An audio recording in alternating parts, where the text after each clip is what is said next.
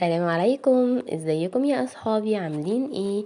النهارده نتعرف على حرف جديد، ده اسمه حرف الحاء. انت يا حاء صوتك ايه؟ انا ليا 3 اصوات.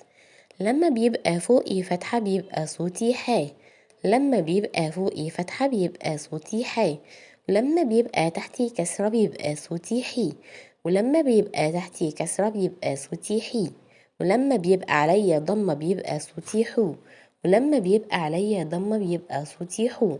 يبقى حرف الحاء صاحبنا ليه 3 أصوات: حاء، حي، حو.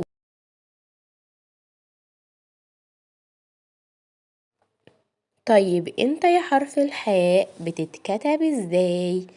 شرطة مايلة فوق السطر ونص دايرة كبيرة تحت السطر. وانا من الحروف اللي ليها ايدين، بمسك في الحروف اللي قبلي وبمسك في الحروف اللي بعدي، ولما باجي اول الكلام بتكتب كده، ولما بكون في نص الكلام بتكتب كده، ولما باجي اخر الكلام ببقى بالشكل ده. يلا يا أصحابي ندور على أشياء بحرف الحاء. حاء، حاء، حمامة.